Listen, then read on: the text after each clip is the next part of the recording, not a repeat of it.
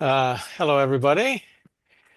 Welcome to the Wednesday, February 19, 2025 meeting of the Annapolis Transportation Board. I'm Kurt Riegel, Chairman of the board. And in attendance, we have Robert Madden, who is a member, Andre Sherwood, who is a prospective member, Tara Ashmore, Zoe Johnson, Vince Harriman, and attending for the city is Alderwoman Karma O'Neill. And that is the roster so far. And Forrest Landa, who is another member. And then finally, Jessica Carassi. Am I pronouncing that correctly? Jessica is Correct. our legal counsel. It's Carace. Carace. Yep. I'm guessing there's an Italian pronunciation too. Is that right? Yes, technically it's Karache. Yes. Okay. We have a very short agenda tonight and only one important item. I don't know how that's going to go. I hope you have ideas because I don't. Um, but I will plunge into it. We have done the call to order, the roll call. The agenda was distributed. Are there any suggestions for changes before I plunge on? All right. And too late, I submitted minutes for your approval.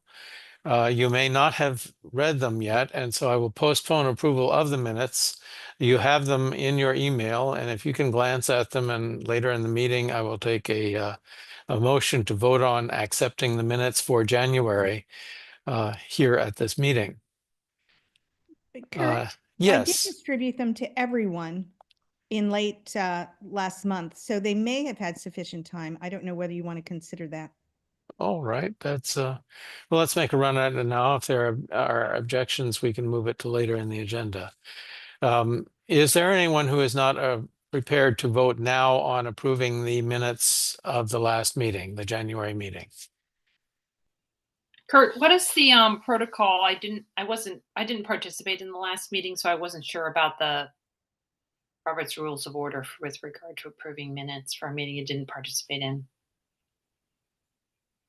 Well, that's a good question. If you did not participate in the meeting, you have no independent view of whether they are correct or not. There may be factual content of minutes, which even though you did not attend, you might have an opinion on.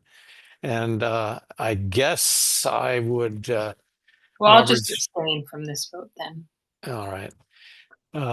If there are no objections, and following Tara's suggestion, all those in favor of approving the January minutes, please raise your hand or say aye. Vince? I'm not hearing from Vince, but I do see a majority nonetheless. Yes, that appears to be unanimous. Next item on the agenda is public participation. The only public participation I have is the appearance at this meeting of Andre Sherwood, who is a prospective member, not yet voted on, but I think it's nice that he is able to join us and to get at least a taste of what can happen in our meetings. Would you like to say anything, Andre, by words of introduction of yourself?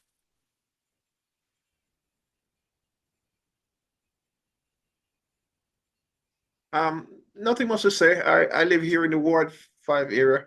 I've observed a lot of situations where transportation is concerned. As time progresses, we'll get to know each other. And there's any additional questions or concerns, I'll definitely try my best to acknowledge and address those.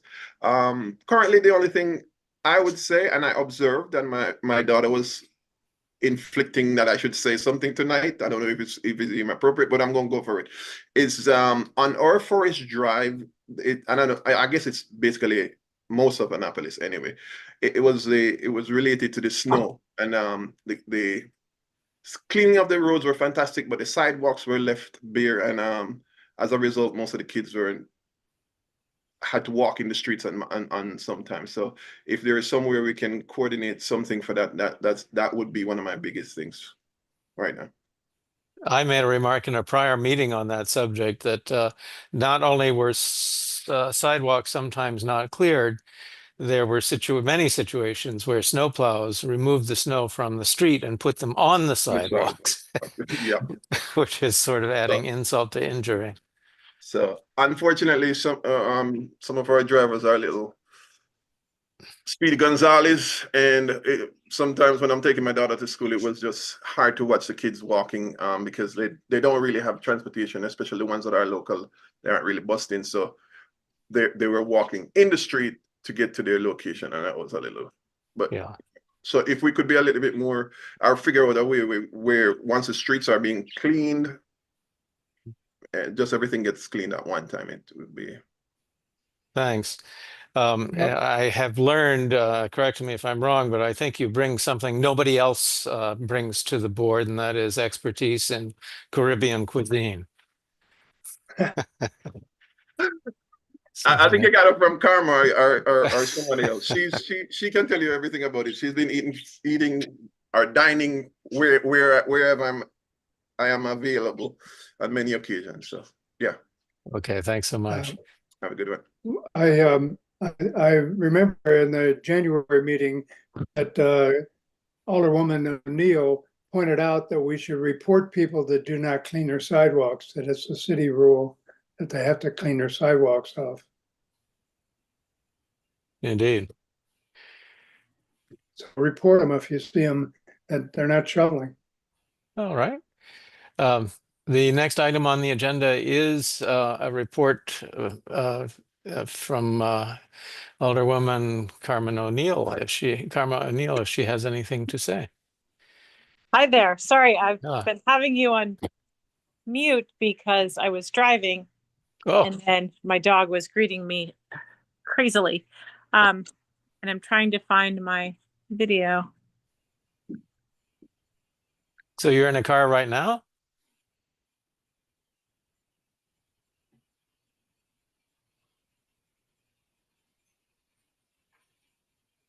I think she said she just got in, so with the dog, you know what I mean? So Yeah.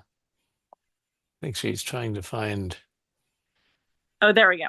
There I we still go. can't find the I don't normally take video calls from my phone, so I don't know where my button is, but Huh. crazy. Yes. My only report is that we did have a transportation committee meeting last week, and we are still addressing the issue of the $50 fine in Hillman. We have been told by our Office of Law that some of the changes that we thought we could make very easily are not necessarily those changes. So I'll have more to report the next meeting. But we're working with the contractor to see what we can do and also put out more education for people in parking in the garage to make sure that they do understand the Hillman garage you pay upon entering. The other garages now, once you have inputted in your information, you don't have to do anything else. The garage license plate readers read your license plates. And then at the end of your parking party, you are then charged for the amount of time that you're in the garage. It is full hours.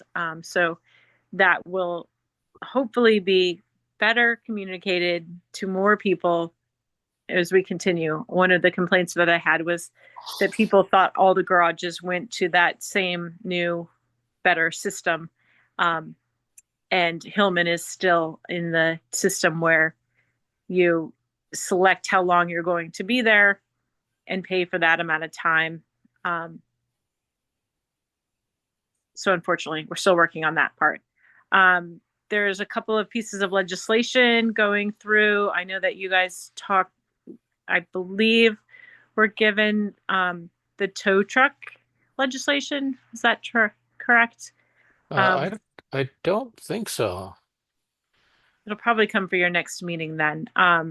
It's going through committees now. And basically it's the current city rules say that the tow truck operator has to be within 1 mile of the city limits. And our parking people have been having a hard time finding a tow truck operator. So they want to be able to go farther outside of that range. And so that legislation is going through the different steps at the moment. And other than that, Marcus Moore, is he on tonight? No, I don't see anybody from the transportation department. He had given us an update last week at the Transportation Committee meeting on the micromobility. And it's continuing to see like a 15% increase each month in usage, which is fantastic. We are working on, had asked him if there were ways that we could increase the number of buses that are moving towards that micromobility, because there's a lot of people that want to, for instance, use a micromobility service from someplace like Georgetown Road to Eastport Shopping Center, or basically going from Ward 7 to Ward 8. And currently we don't have that option except for on Saturday evenings. So he is looking at that. But the micromobility process is coming along. They're seeing positive results from people being able to utilize that service, which is great. I had asked for a service like that prior to them launching it for residents of Morris Bloom in Ward 2, because I kept hearing over and over again that those primarily senior residents were having to pay $6, $7, $8 one way for either a taxi or an Uber, and to go to like Walgreens or Growls. And this is enabling those seniors to go $1 each way. And the bus, one of the pickup spots is right behind Morris Bloom. So they literally walk out their back door, which is amazing. Tiny little baby steps. And we're hoping that we'll have more tiny little baby steps as we reach other parts of the city. Great. That's really nice. And on the parking garages, I made a quick report on personal experience. The 3 city garages that are not Hillman are really smooth and easy to use. There's a QR code which you scan, you're in, it knows who you are, it knows what your account is, it knows where you are. It knows that you've got a 2-hour free parking privilege. It's sweet and smooth. Hillman is bereft, has all sorts of problems still. I'm astonished that their app doesn't even know which garage you're in, and you have to enter it manually. You have to enter a number, you have to enter a fairly long code in order to establish your entitlement to to free parking under the 2-hour city resident allocation, and other problems. You have to guess how long you're going to be parking there. There are all sorts of problems which I hope can be addressed and corrected. I want to thank Jessica Correse for providing her summary of what the contractual situation is between the city and the authorities that are operating the garages, the Hillman garage in particular. And I did a quick scan of it, and frankly, I'm somewhat depressed at what I take to be an overpowering sense of lack of power that the city has to control operations from this point forward. I hope it's not as bleak as my first reading indicated it might be. But and I'm glad that the city council, through the transportation committee, is looking for ways to influence operations so that some of the kinks can be ironed out. Jessica, would you like to say anything about the relationship between the city and Premium Parking's operation of Hillman and the degree to which the city, in fact, can influence the future? So just briefly, the contracts are very long. So I tried to at least pull out some of the basics to kind of give everyone a flavor of what those contracts include. Ashley from the Office of Law is heavily involved with those contracts, so I definitely relied upon her to kind of get some insight. And as Karma mentioned, I do think Ashley is working with the council to kind of see if there's any workarounds, to see if there's any way to make any adjustments to the contract. So I don't have anything specific to report. If there are specific questions, you can shoot me an email and I can give a response that's specific to any issues that you want to be addressed. But unfortunately, from the summary, as Kurt, you said, there are some limits on what the city can do because of these contracts. Yeah, I was hoping you would say I was wrong, but they seem to have they've built in some barriers in the arrangements that they're going to be challenging. Thanks very much. Next item is we did not get around to electing a chair and a secretary. I have expressed a desire to step away. I've been doing this long enough, and I would be delighted to give somebody else an opportunity to step into the chair role and bring a fresh perspective to the Transportation Board. With that objective in mind, I throw the floor open to a discussion of who might elect to take on this responsibility for the balance of the year. And by the way, welcome Rhonda Pindell Charles from the City Council. I'm glad you could join us.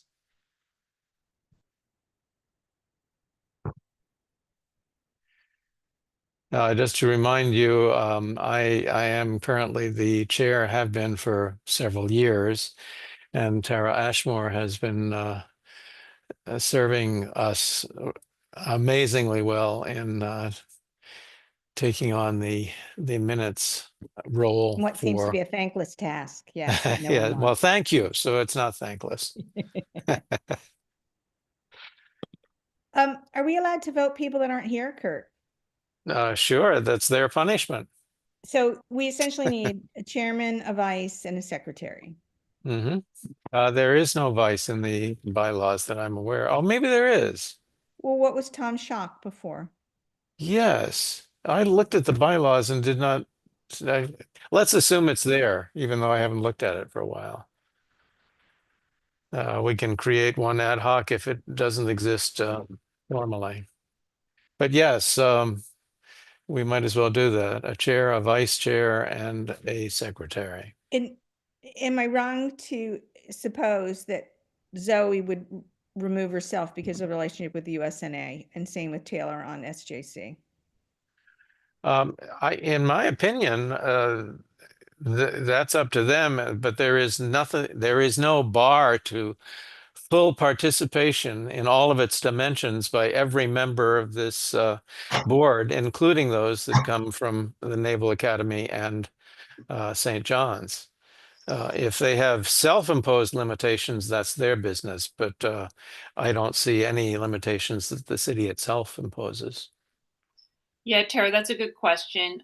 We would have to, at least for me at the Naval Academy, would have to run it through our ethics council just to determine, and they would review the bylaws as well as just what that means. Well, if there were any limitations on serving on it as a officer.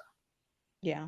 Yeah. I had to pre-screen before joining the board as opposed to taking any other. Yeah, that's meeting. your business, but the city imposes no restrictions. You are fully fledged members from our point of view.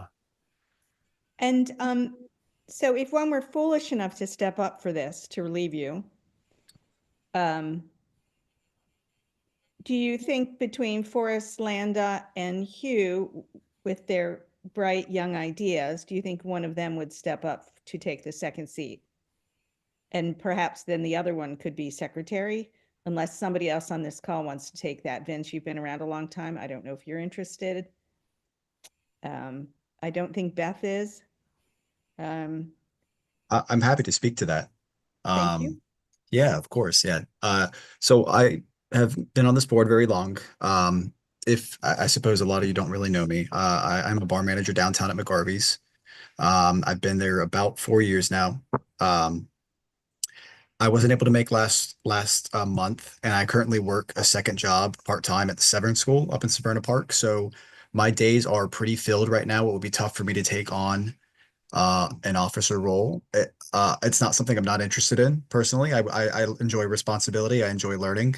I'm part of this for a reason. So if it came down to it and it was something that was asked of me, if it was something where other people didn't feel comfortable or had limitations to stepping up, I'd be happy to step up and a secretary capacity or as a vice chair capacity for sure. Yeah, the secretary function is really important. And I personally would be delighted if you would be willing to do that and relieve Tara. She's done a fantastic job for probably too long. Sure. And I would be willing to do that. I think the only thing I would ask is a semblance of training, maybe just to kind of get an idea what the role would entail. And That's and it, then when from of there, course I could walk yeah. through it for this And month. then- We could take a half an hour and I could do this alongside you for Yeah. the month of February. Then count me down for it. Okay. So then, Vince, any thoughts on vice chair?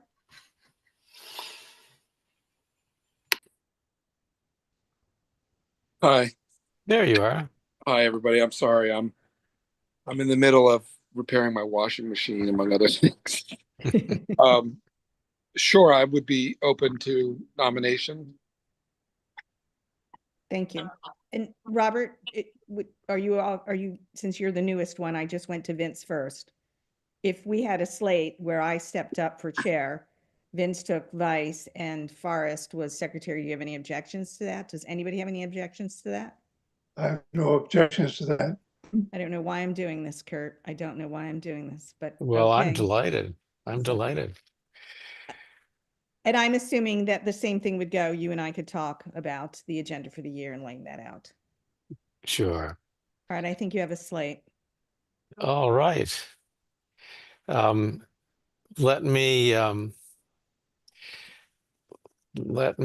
propose the slate of Tara as chair, Vince as vice chair, and Forrest as secretary for the balance of this calendar year, and open the floor for discussion prior to a vote.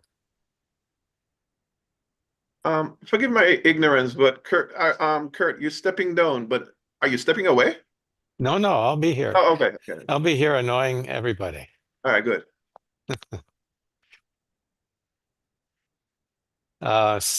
Hearing no discussion, all those in favor of voting the slate en masse signify by saying aye and or raising your hand.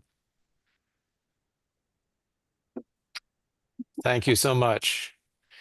We have an elected succession, and I see no blood on the floor. That's quite amazing. All right, that is the only business that is on the agenda apart from our customary round robin. This is your opportunity to introduce new items of business and to make remarks of any kind as we go around the table. So, beginning with Taylor Waters, who is not here. Beth Dolezal is not here. Bob Madden. The floor is yours, but your mic is off. You are I'm muted. getting my mic on now. Yeah, Uh-huh. I'd just like to have a very brief overview of the wall situation from Zoe. Just it wouldn't take very long, but we're seeing different traffic patterns, different parking patterns. We're seeing no citations from premium parking, but I'd like to have a little bit of an overview of what's happening there from her, since she's very heavily involved with this. Uh-huh. Yeah, I go by there every day, and the last few times I've gone, I saw no signs of construction. Is it completed now, Zoe? Yeah, so I'll just jump ahead and give my update because that was on my list. Thank you, Robert. So the for folks who aren't tracking this project, the Naval Academy is in the midst of a construction project to replace the perimeter wall behind the chapel along Hanover and Wagner Street. It is a 2-year, approximately a 2-year construction project. What's underway right now is the placement of temporary security walls, both inside the Naval Academy as well as outside on the city side. So we have been sending, if folks are not on our distribution list for monthly updates, we have been sending monthly updates. Robert, do you receive those? The construction updates? Okay. So I can send them to this group so you can track that as well. We are still working on a few, the temporary perimeter walls have gone up. And I think we're tracking to begin demolition of what we call phase 1, which is the portion of the wall which is closest to King George Street on or about March 6th. So we have been working with the city on those traffic alterations as well as the changes in Sure. but the city has been any sort of issues or concerns with regard to the parking accommodations for residents or for the 2-hour as well as the traffic patterns. We've been sharing that information and working closely with the city to make sure those issues can be addressed. And I know that Hillary Radovich, who's the city's ombudsman, has been working closely to sort of, and Marcus as well, kind of evaluating, since these walls, the temporary wall and the parking changes have just gone into place in the last month or so, really trying to get a sense as, are they working? Do we continue to see, does the community continue to have concerns? Do they need to add additional parking for residents? There was a segment of residential only parking that was converted on King George Street in the previous 9-hour slot. So Robert, I would love to know if how your community is sort of viewing the project at this point. Right now, there's no major construction underway. What you're other than the placement of the walls, a temporary wall, which is nearing completion, but you will begin to see a little bit of a noise on or about March 6th. Thank you. All right, next on my list is Forest Landa. Actually, one thing, go ahead. Kurt, we have recently met with the city as well on our second wall project. Oh. So we are getting ready at the end of this fiscal year, or within this fiscal year, which ends in September. We will be awarding a construction project for the construction of a flood wall on Prince George Street. So it will take up less parking, but there will be some parking impacts along that end of Prince George Street towards the end of City, as it ends at City Dock. Less impactful. That wall is designed to tie in with the city's flood wall. So we recently had a very good meeting with the city, and I think it was Premier Parking as well. I'm not sure which parking contractor, but we're working through that process with the city now to secure the permits for parking outages associated with that project. But it will be much less impactful. Yeah, it is premium. Continue providing updates on that project as well. And then I know everybody always likes me to give you an update on the King George Street Route 450 bike path. We did have this is a bike path that is being designed by the State Highway Administration and a number of us and on this group, as well as other entities participate on the working group. It is all being proposed within on federal property within the Naval Academy and the right of way. Or we need to establish a new right of way with State Highway to accommodate the project. So we had a good meeting today, and we are looking forward to receiving 2 design alternatives at 30% design. That then the work group as well as the Naval Academy will be, endorsing one of those designs to move forward to 100% design and ultimately towards construction. So the project is still funded. The State Highway Administration still has funding for the design and for construction. There's construction going on. So that project is moving forward. So I'm happy to report that. That's Great. all I have. Kurt. Thanks so much. Oh, wait. And- I have one thing that's really important because my Yeah. favorite topic is congestion and traffic lights and improvements to traffic lights so we can get better flow out of downtown Annapolis in and around the Academy. So as part of that project, State Highway just did an analysis of traffic flow, as well as we just completed a project on traffic flow at a number of those intersections. So I think that we're going to be learning more about traffic flow and some potential changes that can be made in and around our gates at the Academy and King George, Route 50, Route Boulevard, over the bridge, the Naval Academy Bridge, really to kind of help alleviate some of that congestion we're seeing every day. This sounds That- like I an think that's it. ideal, sounds like the ideal opportunity for applying cutting edge artificial intelligence technology. Well, they're called intelligent transportation signals. Yes. So that sounds like AI to me.